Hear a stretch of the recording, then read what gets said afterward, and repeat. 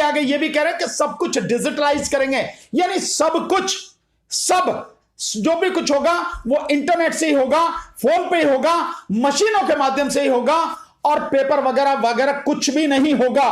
तो इसका मतलब यह है कि जो बेईमानी का धंधा इलेक्शन के लिए इन्होंने अपना रखा है, इसको ये जारी रखना चाहते हैं और किसी भी कीमत पर इस डिजिटलाइजेशन की आड़ में उसको बरकरार रखना चाहते हैं, उसको एक और लबादा पहनाना चाहते हैं।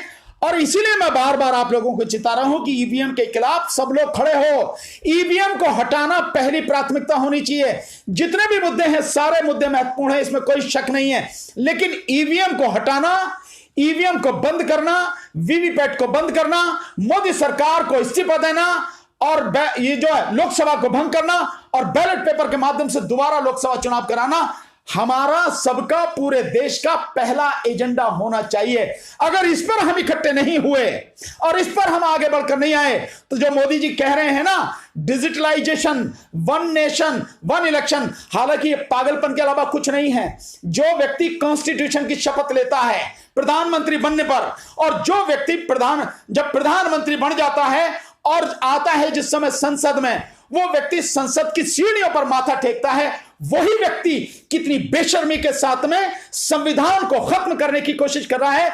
और संविधान में जो हमारे यहां का स्ट्रक्चर है वो फेडरल यानी संघीय ढांचा है हमारे देश का, उसमें संसद है तो इसके अलावा साथ साथ में विधानसभा भी है। अब विधानसभा का, जैसे आपको मैं बड़ा ताजा उदाहरण देता हूं, अभी बिहार का चुनाव हुआ है विधानसभा का, और अब यह चुनाव होना है 5 साल बाद। क्या आप चाहोगे कि जब लोकसभा चुनाव हो उसी के साथ में ये चुनाव करा दिया जाए?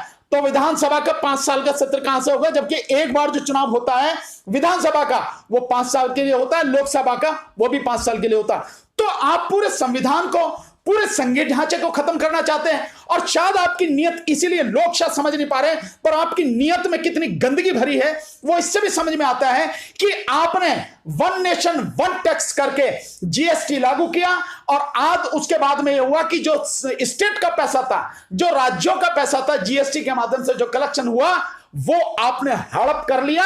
वो राज्यों को इस महामारी के दौरान जिस समय उनको सबसे ज्यादा जरूरत है, वो राज्य का, उनका हक, उनका पैसा भी सरकार ने दिया नहीं। इसका मतलब यह है कि आप हर तरह से चाहते हैं कि सब कुछ केंद्र पर निर्भर हो जाए, राज्य भी केंद्र पर निर्भर हो जाए, और राज्यों में भी चुनाव जो हो वो केवल लोकसभा के समय हो, जो बिल्कुल गैर संवैधानिक है, गैर कानूनी है, और इस देश को बर्बाद करने का एक भयानक षड्यंत्र है। इसलिए मैं आप सबको कहता हूं इसको समझें, मोदी जी की चाल को समझें। ये मोदी जी वही हैं जो अपने को चाय बेचने वाला कहकर, अपने आप को पिछड़े समाज का कहकर, लोगों की आंख में धूल झोंककर, लोगों को झूठ बोलकर, लोगों को गुमराह कर और एक झूठ का आडंबर खड़ा करके प्रधान सेवक कहा, फिर चौकीदार कहा, और प्रधान सेवक और चौकीदार बनके 56 इंच का सीना दिखाकर इस देश को पूरी तरह से तबाह कर दिया।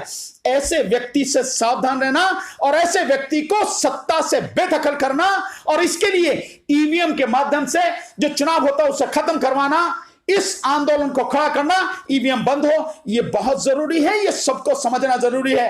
अन्यथा ये प्रधान सेवक जिस तरह से भी चालबाजियां चलते हैं, ये प्रधान सेवक इस देश को बर्बाद कर ही दिया है। आगे आने वाले समय में आपका कोई अधिकार रहेगा नहीं, और ईवीएम परमानेंट हो जाएगी, पक्की हो जाएगी, और फिर इनकी बेईमानी को आप किसी हालत में रोक नहीं पाएंगे। इस चीज को समझना बहुत जरूरी है। तो सर ये कह रहे हैं कि पूरी तरीके से डिजिटलाइजेशन किया जाएगा, पेपरलेस काम किया जाएगा, तो इसे तो सर यही लग रहा है कि ईवीएम तो नहीं बंद होने वाला है। नहीं, देखिए ईवीएम तो बंद होगा, मैं आपको दावे के साथ कह रहा हूं ईवीएम बंद होगा, जरूर बंद होगा।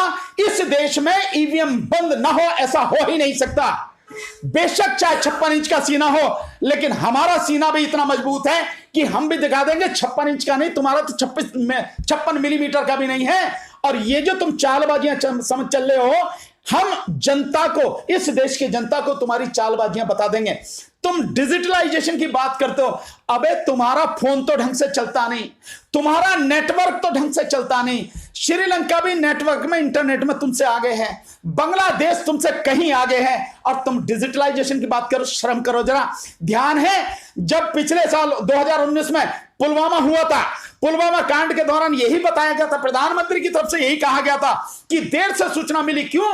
क्योंकि जो वहां पे फोन काम नहीं कर रहा था, वहां पे जो कनेक्शन था वो काम नहीं कर रहा था। अबे पहले अपना कनेक्शन ठीक कर लो, पहले इसे ठीक कर लो। आपके जो नेटवर्क है, कहीं कमरे में नीचे चले जाओ तहखाने में तो कहीं आपका नेटवर्क नहीं आता, पहले इसको ठीक करो और उसके बाद में डिजिटलाइजेशन की बात करो। लेकिन उस सब के बावजूद भी तुम्हारे जो बाप हैं, तुमसे जो बड़े बड़े देश हैं, ताकतवर देश हैं हर चीज में, वो तुमसे ज्यादा डिजिटलाइज हैं, लेकिन इलेक्शन वो भी अपने यहां बैलेट पेपर से कराते हैं। बेशर्मो, शर्म आनी चाहिए तुम्हें कि यहां पे जो चुनाव हो उसे बैलेट पेपर से कराओ, और तुम्हें कराना ही होगा। एक दिन इस देश की जनता जन आंदोलन के माध्यम से सड़क पर आकर तुम्हें बता देगी, तुम्हें मजबूर होकर तुम्हें यह करना पड़ेगा। संविधान में संशोधन करके, रिप्रेजेंटेशन ऑफ पीपल्स एक्ट 1961 में संशोधन करके ईवीएम को हटा के बैलेट पेपर लाना ही पड़ेगा। तुम डिजिटलाइज करना चाहते हो, करो, कोई रोक नहीं रहा, लेकिन इलेक्शन यहां बैलेट पेपर से ही कराना पड़ेगा, ईवीएम को जाना पड़ेगा। क्या कारण बताया था आपने जो 26 तारीख को जो कॉल किया था ईवीएम पे आंदोलन के जंतर मंतर का, उन्होंने क्या कारण बताया, किस कारण से उन्होंने परमिशन कैंसिल कर दी? देखिए, जो परमिशन उन्होंने हमारी कैंसिल करी, वो परमिशन का जो कारण है बहुत सीधा सा एक है। आप देख भी रहे होंगे, न्यूज में देख रहे हैं, किसानों से भी कह रहे हैं कि हम आपको इसलिए रोक रहे हैं क्योंकि दिल्ली में कोरोना है। लेकिन बात यह कि कोरोना की आड़ में ही ये जो सब कुछ कर रहे हैं, कोरोना की आड़ में ही इन्होंने देश को पूरी तरह से बर्बाद कर दिया है। इनको ये जरा इस सवाल का जवाब दे देंगे, कोरोना जिस समय देश में केवल 500 संक्रमित थे कोरोना से, उस समय तुमने देश को पूरा बंद कर दिया। 2 महीने तक पूरी तरह से, 2-3 महीने तक पूरा लॉकडाउन करके रखा, बंद करके रखा। दूसरी बात, अगर ये कोरोना था, ये कोरोना है, तो इसी कोरोना में अब तुम्हारे ही जो आंकड़े आ रहे हैं वो मेरे आंकड़े नहीं हैं, सरकार के आंकड़े हैं। रोज टीवी पर शाम को देखो आप कि इस समय तकरीबन 45,000 जो संक्रमण के केस हैं, कोरोना संक्रमण के, वो हर दिन के आ रहे हैं, और लगभग 500, 550, 600 के आसपास मौत हो रही है हर दिन। उस समय आप कोरोना की बात कर रहे हो, लेकिन जिस समय 1,000, 1,500 जो संक्रमण से मौत का आंकड़ा था कोरोना से, और लगभग 1 लाख लोग संक्रमित प्रतिदिन हो रहे थे। इसी बीजेपी सरकार ने बिहार में चुनाव कराया, तब कोरोना कहां गया था? भाड़ में कहां गया तो कोरोना उस समय। और बिहार जीतने के बाद जिस तरह से इसी दिल्ली की बात करो, बाहर की नहीं, इसी दिल्ली में मोदी जी ने और गृह मंत्री जी ने और इनके जो राष्ट्रीय अध्यक्ष जेपी नड्डा, ये सारे के सारे थे। बीजेपी के जो केंद्रीय कार्यालय है, उस केंद्रीय कार्यालय पर दीनदयाल उपाध्याय मार्ग पर जो है दिल्ली में, इतनी जबरदस्त तरीके से भीड़, और उसमें जो इन्होंने उसका जश्न मनाया, प्रधानमंत्री की मौजूदगी में था। तब कोरोना कहां गया था? भाड़ में। कहां गया था कोरोना? तब गृह मंत्री भी थे, तब इनके जो राष्ट्रीय अध्यक्ष भी थे, तब कोरोना नहीं था। आदमी के ऊपर आदमी चढ़ा हुआ था, ये स्थिति थी, तब कोरोना नहीं था। आज कोरोना है, किसान आ रहे हैं। आज कोरोना है जब मजदूर आंदोलन कर रहे हैं। आज कोरोना है जब हम जैसे लोग, इस देश में ईवीएम को उखाड़ फेंकने वाले लोग ईवीएम के विरोध में आंदोलन करें, तब कोरोना है। और इनका कोरोना तब भी नहीं था जब इन्होंने जाके वहां पे अयोध्या में जाके वो शिलान्यास किया था, तब कोरोना नहीं था। तो इसी से समझ में आती है कि श्रीमान प्रधान सेवक महोदय, चौकीदार महोदय, उनको जब अपने लिए कुछ भी करना हो, या जब देश को बर्बाद करने का कोई काम करना हो, जब कोई भी योजना उनकी लागू करनी हो, उन्हें कोई भी वो करना हो, प्रदर्शन करना हो, तब उनके लिए कोरोना नहीं है।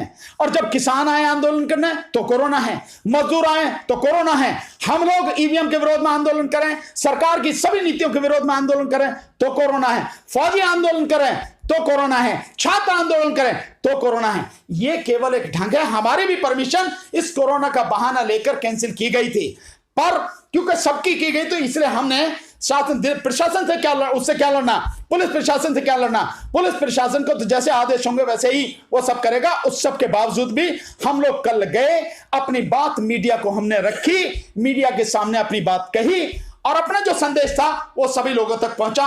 और मैं आपके माध्यम से जो भी पूरे देश में जो हमसे लोग जुड़ चुके हैं, इस ईवीएम के आंदोलन को लगातार मजबूत बना रहे हैं, उन सबका दिल से धन्यवाद देता हूं। तो क्या मोदी जी कोरोना को हथियार के रूप में इस्तेमाल कर रहे हैं? 100%, इसमें तो शक ही नहीं है।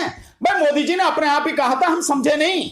मोदी जी ने कहा ना कि जो आपदा में अवसर, तो आपदा में अवसर उन्होंने बड़ा बढ़िया तलाशा। एक तो रिश्वत लेने का एक ढंग बना लिया, जिसे आप कहते हैं पीएम केयर फंड, जिसमें तरह तरह से पैसे आ रहे हैं। पीएम केयर फंड, आपदा में अवसर, और जो भी काम करना हो, जैसे किसान विरोधी जो बिल पास हुए, आपदा में अवसर, जैसे मजदूर श्रमिकों के विरोध में कानून पास हुए, आपदा में अवसर, और जितने भी सारी चीजें हैं वो सब आपदा में अवसर ही तो हैं। तो इन्होंने इस कोरोना को, बड़े दुर्भाग्य की बात, एक महामारी है, उस महामारी से देश को बचाना था, देश की जनता को बचाना था, कारगर तरीके से उस पर रोकथाम लगानी थी, लोगों की सुरक्षा करनी थी और चिकित्सा सुविधा गरीब से गरीब व्यक्ति तक पहुंचानी थी। पर अफसोस वो तो कुछ किया नहीं, लेकिन इस आपदा के समय को अवसर के रूप में इस्तेमाल करके, हथियार के रूप में मोदी जी ने इस्तेमाल किया, और वो भी देश के आंदोलन को रोकने के लिए, सीए एनआरसी के आंदोलन को खत्म करने के लिए इसका इस्तेमाल किया गया। ये जो आपदा में अवसर है, ये कोरोना और किसानों के साथ जो हो रहा है वो सारा सब कुछ, सब आंदोलन को, जो जन आंदोलन है, इसी को रोकने के लिए इस कोरोना का फायदा लिया जा रहा है। जैसे बैंकों का जो बड़े बड़े बैंक थे उनको मर्जीकरण किया गया, दोनों को मिलाया गया, ये आपदा में अवसर, ये उसी कोरोना के संकट के समय हुआ है। ये सारी चीजें मोदी जी ने इसका गलत इस्तेमाल किया है देश को बर्बाद करने के लिए, और मोदी जी की नीतियों के विरोध में जो आंदोलन खड़े हो रहे हैं। अगर आप चाहते हैं गरीब हर वंचित इंसान की आवाज आप तक पहुंचे तो हमारे चैनल को सब्सक्राइब करें और बेल आइकन का बटन दबाना ना भूलें। देखते रहिए बहुजन हलचल न्यूज।